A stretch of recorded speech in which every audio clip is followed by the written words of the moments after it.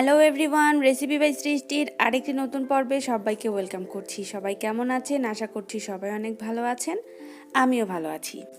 আজকে তৈরি করে দেখাচ্ছি পুদিনা পাতা দিয়ে আলু ভাজির একটি রেসিপি। আপনারা হয়তো ভাবছেন আলু ভাজির রেসিপি দেখার কি আছে, কিন্তু আমি কিভাবে এই রেসিপিটা তৈরি করি সেটাই আজকে শেয়ার করব। তো চলুন ভিডিওটা দেখে নেই। ভিউয়ার্স, সাবস্ক্রাইব লেখা লাল বাটনটিতে ক্লিক করে সাবস্ক্রাইব করে রাখুন এবং আমাদের চ্যানেলে সকল ভিডিওর আপডেট পেতে পাশের নোটিফিকেশন বেল চিহ্নটিতে প্রেস করে আমাদের সাথেই থাকুন। চুলাতে একটা কড়াই নিয়ে তাতে পরিমাণ মতো তেল দিয়ে দিয়েছি। এবার দিয়ে দিলাম হাফ টেবিল চামচের মতো কালো জিরা, আর দিয়ে দিচ্ছি 8-10টার মতো কাঁচামরিচ। কাঁচামরিচগুলোকে লম্বা করে একটু মাঝখান দিয়ে ফেলে নিয়েছি। এবার দিয়ে দিচ্ছি পেঁয়াজ কুচি। আমি এখানে 4টার মতো পেঁয়াজ কুচি করে কেটে নিয়েছি। এবার পেঁয়াজ আর মরিচগুলোকে হালকা করে ভেজে নেব 2 মিনিটের মতো। পেঁয়াজ মরিচগুলো ভাজা হয়ে গেলে এবার আলুগুলো দিয়ে দেব। আলুগুলোকে চিকন করে কেটে নিয়েছি খোসা সহ আলু ভাজির খেতে কিন্তু অন্যরকম একটা টেস্ট রয়েছে, আবার খোসা ছাড়িয়ে নিয়ে সেই আলু ভাজিরও কিন্তু একটা অন্যরকম টেস্ট। এবার এর মধ্যে অ্যাড করছি স্বাদ মতো লবণ আর হলুদ দিয়ে খুব ভালো করে আলুগুলোকে নাড়াচাড়া করে নেব, আর লবণ হলুদটা খুব ভালো করে আলুর সাথে মিশিয়ে নেব। এ পর্যায়ে আলু ভাজাগুলোকে একটু পরপর নাড়াচাড়া করে দিতে হবে আর একটু করে রেস্টে রাখতে হবে। তারপর একটা ঢাকনা দিয়ে ঢেকে দিচ্ছি, কিন্তু কোনো রকম জলের ব্যবহার কিন্তু করছি না।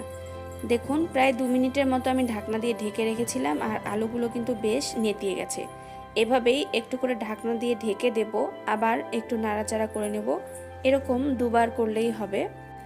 আমি যেভাবে আলু ভাজা বাসায় করে থাকি, এতে করে আমার আলুগুলো কিন্তু দলা লেগে যায় না, কারণ আমি কিন্তু আলু ভাজাগুলো জল দিয়ে সেদ্ধ করি না।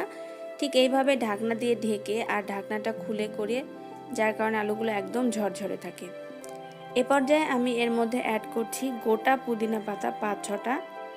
যারা পুদিনা পাতার ফ্লেভার পছন্দ করেন তারাই শুধু ব্যবহার করবেন, আর যারা পুদিনা পাতার ফ্লেভারটা ভালো লাগে না তারা পুরোটা স্কিপ করতে পারেন। তবে ব্যবহার করে দেখতে পারেন, এটা অন্য রকমের একটা ভিন্নতা এনে দেবে আপনাকে আলু ভাজায়। আলু ভাজা যখন একদম 90%-এর মতো হয়ে যাবে তখনই পুদিনা পাতাটা অ্যাড করে দিতে হবে। এতে করে যে হালকা স্মেলটা বের হবে সেটাই অনেক ভালো লাগে খেতে।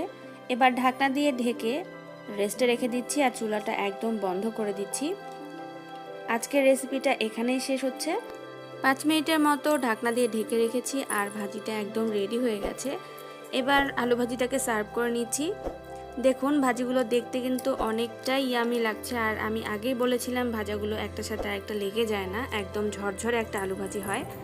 তো আশা করছি আজকের আমাদের রেসিপিটা আপনাদের কাছে অনেক ভালো লেগেছে। বাসায় অবশ্যই ট্রাই করবেন। এটা রুটির সাথে, পরোটার সাথে কিংবা ভাতের সাথেও খেতে কিন্তু অনেক ভালো লাগবে। ভিডিওটি দেখা শেষ করে একটি লাইক দিতে আর কমেন্ট করতে কিন্তু একদম ভুলবেন না। এই ধরনের মজার মজার রেসিপি পেতে হলে আমাদের এই ইউটিউব চ্যানেলটি সাবস্ক্রাইব করে রাখুন এক্ষুনি। সবাই ভালো থাকবেন, সুস্থ থাকবেন। কথা হচ্ছে আগামীতে নতুন কোন রেসিপি নিয়ে। ততক্ষণ পর্যন্ত সবাইকে অনেক ধন্যবাদ আজকের এই ভিডিও রেসিপিটা দেখার জন্য।